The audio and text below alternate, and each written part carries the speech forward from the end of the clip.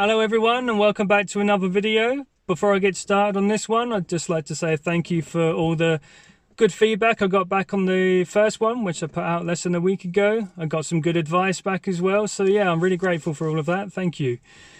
But today I'm down on the Suffolk coast. I'm down in Aldeburgh today. I don't really have much of a plan for this trip, and if there is one, it's just to try and get through these last 10-15 frames of Delta 400, which I've had in my Pentax ME Super for about 3 months now. I find it really difficult to get through 35mm film. I'm not a happy snapper, so I don't take pictures of anything and everything, so it does tend to sit in the camera for a while. But today I'm going to try and change that. I'm going to go back down through the town and get some pictures of the buildings, and I'm also going to go along the Suffolk coastal path, which leads along downside the marina. So we're going to go see what we can find.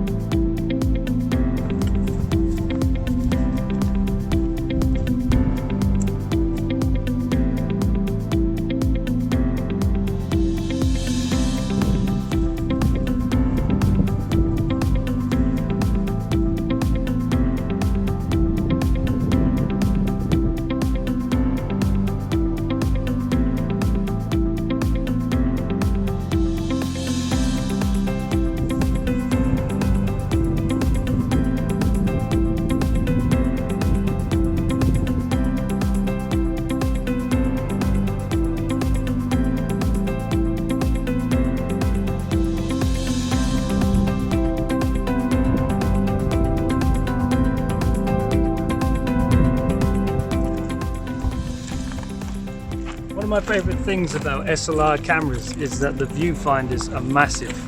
I don't know if you can see this, but the field of view is absolutely huge, unlike modern day DSLRs. Let's put your shoes on now.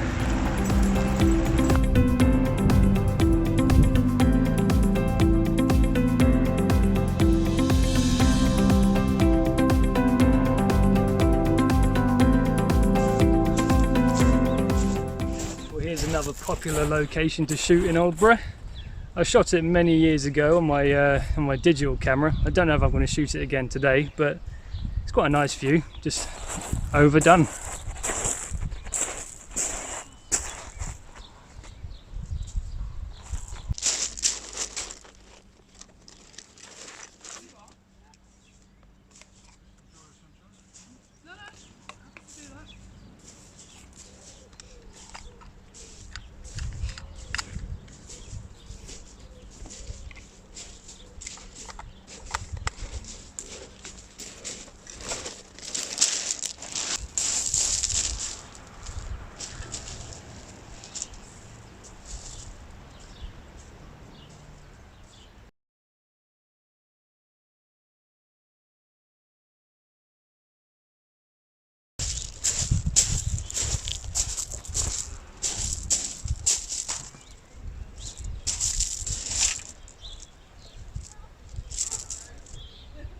Just going back to what I was saying about the viewfinders on older SLR cameras being so large.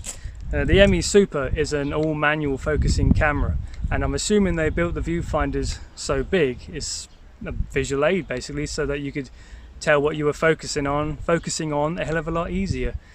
I have a Canon 1000F, which is an early 90s camera, and the viewfinder on it is absolutely terrible. It's tiny, it's distorted. I don't know if the distortion has anything to do with deterioration due to its age, but it's horrible for manual focusing on. It does have autofocus on it, which is very slow and very clunky, but it does help on bright days, not so much dark days. But yeah, the viewfinders on these are absolutely brilliant. It's not just the viewfinders, it's the focusing screens as well. They have a split prism, and around the split prism they have a larger circle which has like a crystal, like diamond ripply effect when you're out of focus, and when you're in focus the larger circle goes clear and the split prism makes one whole image. So the viewfinders on these make it incredibly easy to manual focus.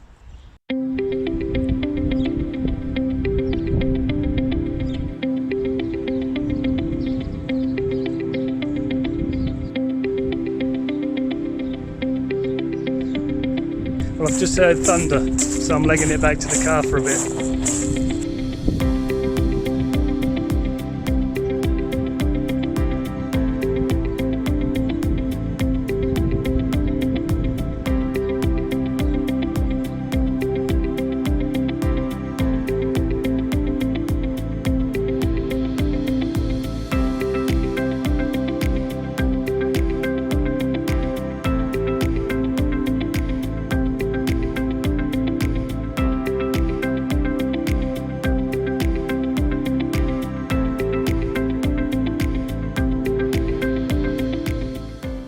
Well, that was disappointing. No rain, no thunder. I think I'm about done in Aldeburgh now, so I've packed up, gonna head back to the car, grab some food and then head somewhere else along the coast.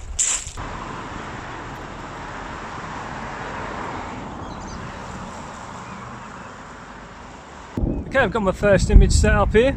It's just started thundering. I'm not sure I should be stood under an umbrella, but there we go. Whoa! Yeah, I'm not going to stand under here for much longer.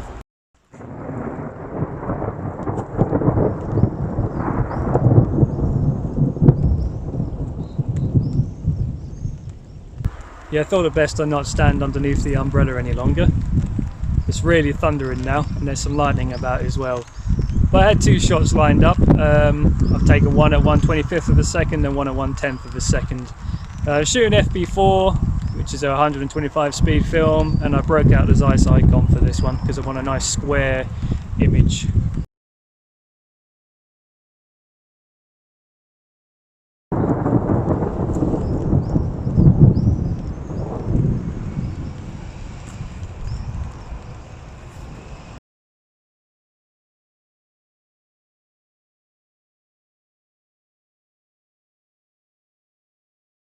Well, I've come back to the car. I just didn't want to risk it anymore with the storm. There was lightning on all four sides at one point, so thought it best to pack up and head back to the safety of my car. I've nearly finished the roll of Delta 400, so I am going to go somewhere else. I'm not sure where yet, but it is starting to brighten up a little bit. The storm's moving on, so let's go find somewhere else.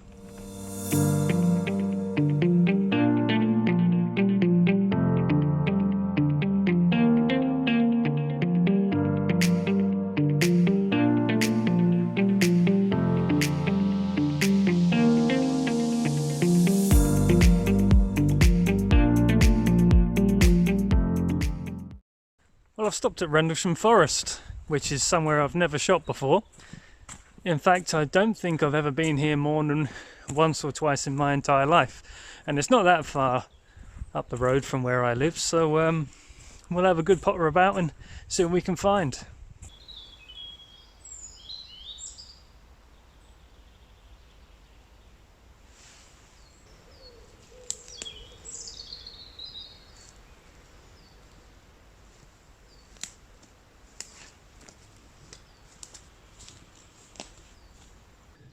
Now the shot I've got lined up here, I'm having to wait a little bit longer for the sun to move a bit further around because I'm getting some uneven lighting on the tree, and also I'm shooting fairly close to direct sunlight, so I'm just going to wait a little bit.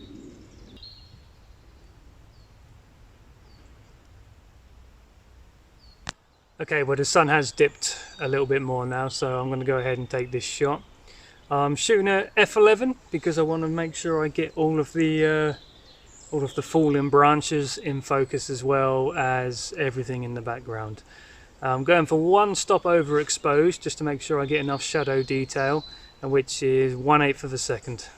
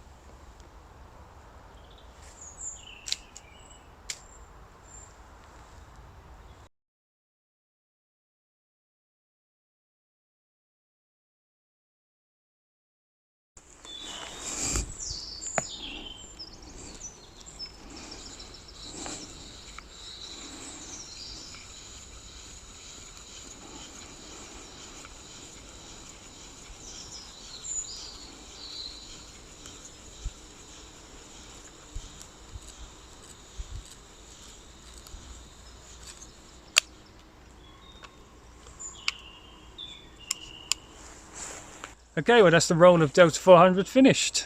I am going to get one more shot of the same composition, but I'm going to get it on my Zeiss Ikon this time because I'd quite like a square medium format image as well. And then I think I'm about done here. I haven't finished the roll of FP4 in the Zeiss Ikon, but we'll save that for another day. Okay, well I've got the Zeiss Ikon lined up. I've done a quick meter reading and it's given me 4 seconds at f11, but I'm going to give it 1 extra second just to make sure I catch enough shadow detail.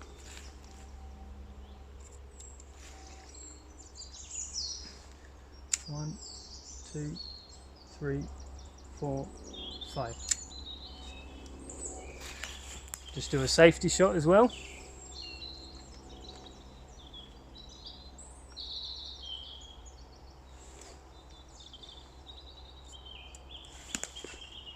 One, 2, 3, 4, 5.